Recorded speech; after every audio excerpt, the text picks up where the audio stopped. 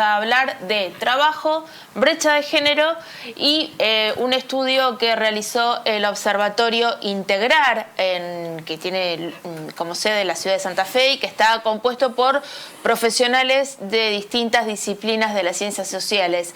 Por ese motivo estamos con Julieta Prom. Bienvenida, Julieta. Gracias. ¿Cómo estás? Gracias, muchas gracias. Bueno, el informe se llama Radiografía de las desigualdades de género en el Gran Santa Fe. ¿Cómo surgió la idea de hacer este informe y por qué? Bueno, nosotros dentro del observatorio, que es un observatorio social y económico, trabajamos con distintas problemáticas de la ciudad de Santa Fe. Buscamos generar un espacio que por ahí vemos un poco vacantes de estudios, digamos, como vos dijiste, llevados adelante por científicos, por investigadores de distintas disciplinas, sociólogos, economistas, gente de ciencias políticas. Y bueno, y un poco también en este mes de marzo nos parecía que era importante poder, digamos, evidenciar, analizar un fenómeno que se da a escala nacional, a escala local también.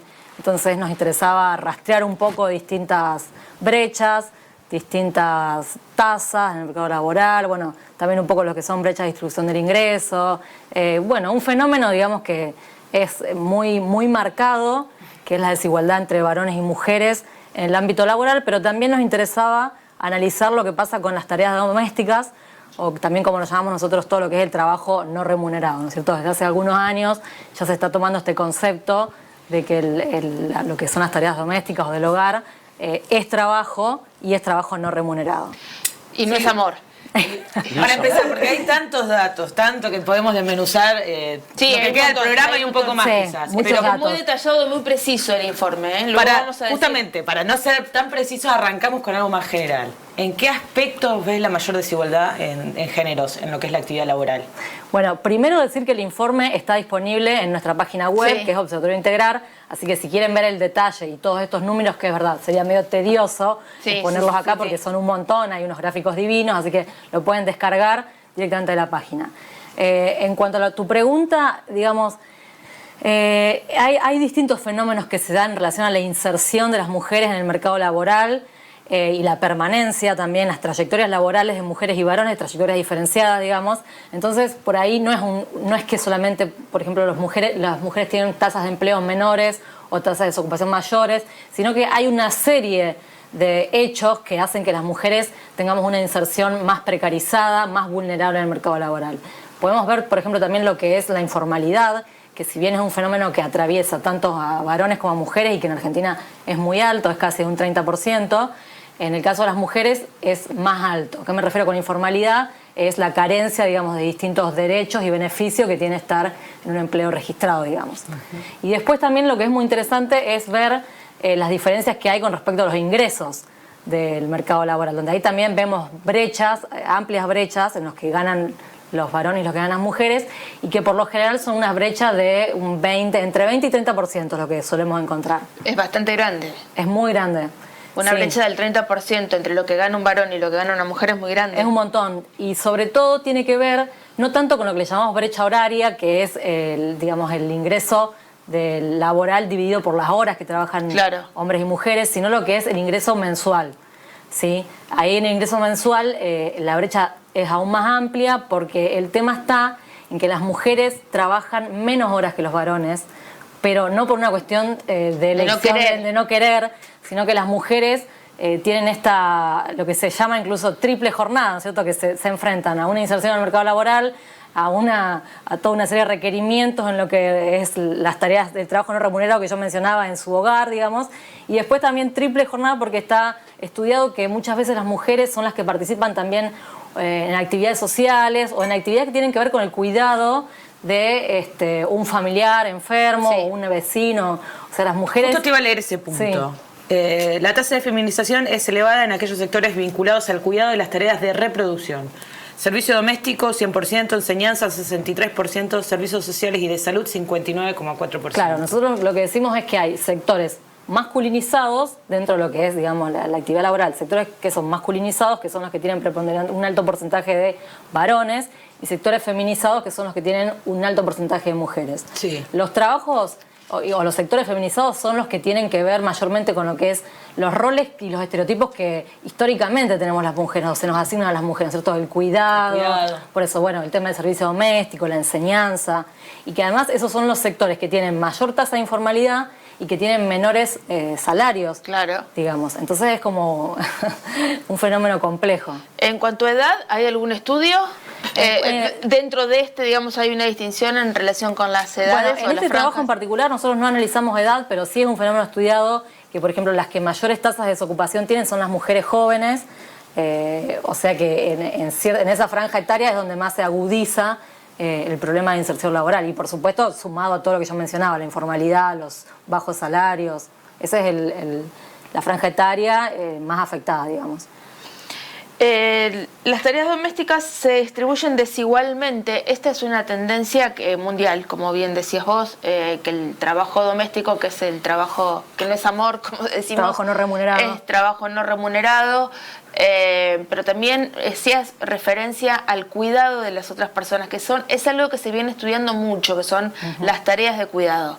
Exacto. Que a veces consisten en asistir a un familiar que se encuentra pasando un problema de salud. Ese tipo de tareas no se distribuyen de igual manera en el hogar. Hay todavía, digamos, un mandato muy férreo sobre lo que es el machismo en este sentido, Sí, incluso el último apartado del trabajo lo que hace es, también poner en cuantificar el porcentaje de tareas que realizan, de trabajo no remunerado que realizan las mujeres y los varones. Nosotros nos basamos en la encuesta permanente de hogares, que es un relevamiento que lleva adelante el INDEC, con lo cual estos son datos oficiales, nosotros los tomamos en la página de INDEC, no es que nosotros los hayamos producido. Y una de las preguntas que tiene la encuesta permanente de hogares hace relación a eso, a quién se hace cargo mayoritariamente de las tareas del hogar, y encontramos que en un 75% de los casos son las mujeres. ¿Aquí en el Gran Santa Fe, por lo menos? En el Gran Santa Fe, exactamente. Sí, este trabajo está centrado en lo que es Gran Santa Fe. Nosotros también desde el observatorio hacemos trabajos a nivel provincial, con lo que es Gran Rosario, pero bueno, la idea es que estos informes se repliquen de manera trimestral, que también es la periodicidad que tiene la encuesta permanente de hogares, con lo cual nosotros vamos estudiando la evolución de todos estos indicadores que yo te estaba mencionando, y de hecho los gráficos abarcan desde el 2019, abarcan la pandemia. Son interesantes de ver también eso, cómo se modificaron durante la pandemia los valores. ¿Y cómo se modificaron? En relación con este último trimestre de 2022. Este trabajo en particular hace referencia al tercer trimestre del 2022, que de hecho son los últimos datos de los que se dispone. Porque siempre viene con un rezago la publicación del PH, o sea que es lo último disponible que si quisiéramos de 2023 no. No, todavía no está claro. Entonces, en este último trimestre en particular, y ya desde hace un tiempo se ve toda una recuperación con respecto a lo que fue la pandemia. En los gráficos, por ejemplo, se ven un pico ascendente en lo que es la tasa de desocupación, tanto de mujeres y de varones, y una caída de la tasa de actividad y la tasa de empleo durante la pandemia, y ya estos meses han sido de clara recuperación, digamos. Sin embargo, fíjate que las mujeres percibieron en promedio 74.466 pesos por mes. Exacto. Y los varones 77.770. Hay una diferencia de unos 3.000 pesos en la brecha entre lo que gana una mujer y lo que gana un hombre, pero tampoco este salario llega al mínimo vital y móvil. Exacto. O sea, llegaba al mínimo vital y móvil de 2022 a mediados de 2022. Pero no alcanza, tampoco es un sueldo suficiente. No, lo que pasa ahí es que... digamos, vos tenés en lo que es la distribución de ingresos, distribución de salarios, todo un grupo o una población que percibe salarios muy bajos. Entonces eso te tira el promedio para abajo. Está buena esa, claro. A nivel de estudio de datos, ahí está la clave. Cuando uno ya analiza la distribución, o sea, cómo digamos, la población de Santa Fe, la percepción de ingresos que tiene la población de Santa Fe, tenemos un grupo muy amplio que tiene ingresos bajos. Pero eso no es específico de la ciudad. Cuando uno analiza los otros aglomerados del país, incluso a nivel nacional se ve el mismo fenómeno. En algunas localidades se acentúa, pero bueno, es un fenómeno nacional. Yo te cambio un poquito. En términos políticos, ¿se cumple la igualdad de género o notás que no? Bueno, desde hace ya el año pasado tenemos que lo que era la Secretaría de Igualdad de Género y Diversidad,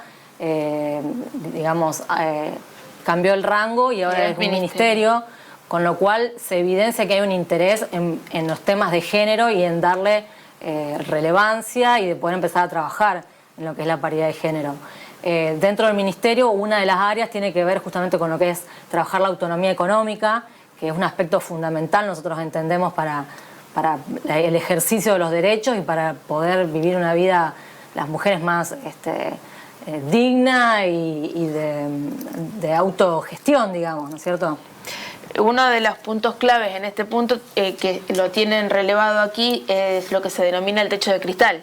Exactamente. Claro, que es ese lugar tope al que llegamos las mujeres y por encima de eso quizás a veces no podemos ascender en una escala jerárquica, por ejemplo. Sí. Es interesante si lo podés comentar a esto. Sí, nosotros hablamos de dos fenómenos que también están muy estudiados, que se llaman segregación vertical y segregación horizontal. La segregación vertical justamente tiene que ver con lo que vos mencionás, que es el fenómeno del techo de cristal, que es que las mujeres, a medida que van ascendiendo en sus carreras, llega un momento en donde dejan de ascender a los puestos jerárquicos.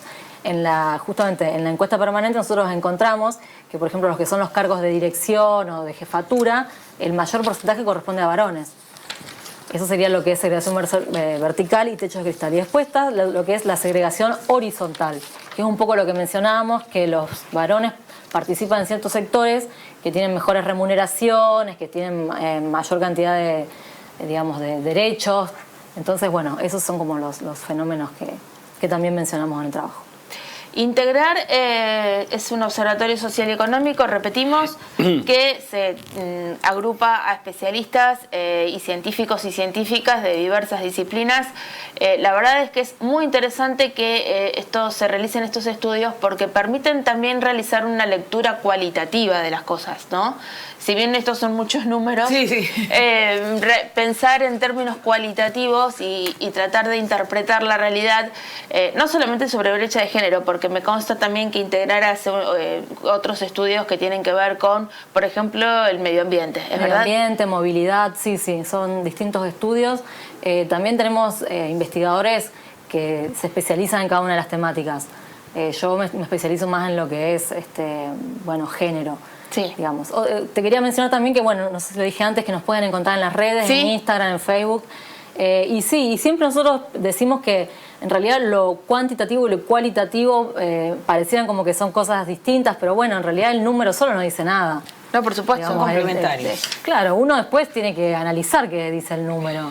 O sea, si uno no tiene letras... ¿Han podido compararlo con otros informes de otras provincias? ¿Han notado si hay números parecidos? Bueno, nosotros trabajamos también, por lo general, este informe en particular se hizo sobre Gran Santa Fe, pero uno anterior que tenemos colgado en la página lo hicimos también en relación a Gran Rosario. Ajá. Que es interesante porque son dos... siempre la EPH toma lo que es Gran Santa Fe, los conglomerados urbanos. Exacto, no es específicamente, por ejemplo, cuando nosotros decimos Gran Santa Fe, no es solo la ciudad de Santa Fe, sino que es también Rincón, Arroyo Leyes, o sea, es un poco más grande el área. Bueno, por ejemplo, cuando comparamos con Gran Rosario, es interesante porque muchos de los fenómenos, si bien la estructura de actividades, los sectores de actividades que hay en ambas ciudades por ahí se diferencian bastante, o sea, cuando uno hace un análisis por rubro sectorial, vemos que muchos de estos fenómenos que tienen que ver con la desigualdad entre mujeres y varones se repiten. Es decir, que por más que cambies la arquitectura, digamos, de la distribución económica... Sí, son fenómenos que se repiten. Se repite. Exactamente. Vamos. A lo mejor puede ser la brecha de ingresos un poco más grande, un poco más chica, pero es bastante similar. Y incluso pasa algunas, a veces uno le llama la atención también que en esto de la estructura de la composición sectorial de las actividades económicas, por ejemplo, uno dice, bueno, la ciudad de Santa Fe, una ciudad donde hay mucho empleo público. Exacto. Y eso quizás favorece a que haya menos brecha de ingresos, porque si vos estás dentro de un escalafón con determinados rangos salariales, en principio no tendría que haber brecha de ingresos entre mujeres y varones, salvo por esto que hablábamos de la jerarquía. Claro, pero cuando está tan regulado, digamos, lo que tiene que ganar cada categoría, eso, en principio no tendría que haber diferencia. Evidentemente también esto ayuda a no solamente a entender la realidad, a comprenderla, a analizarla, sino también a que las políticas de Estado le presten atención a estas cuestiones, ¿no?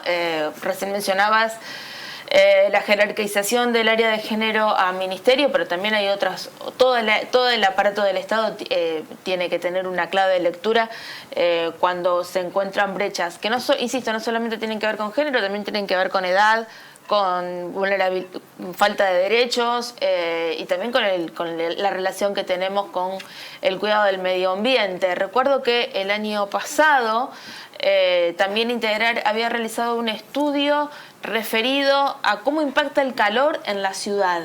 Y una de las conclusiones, verdes, sí. En los espacios verdes, y una de las conclusiones era que uno a priori pensaría que el calor impacta fundamentalmente en el centro de la ciudad porque es donde más edificios hay. Sin embargo, el estudio había arrojado que más calor se encontraba en el norte de la ciudad porque no hay vegetación. Claro.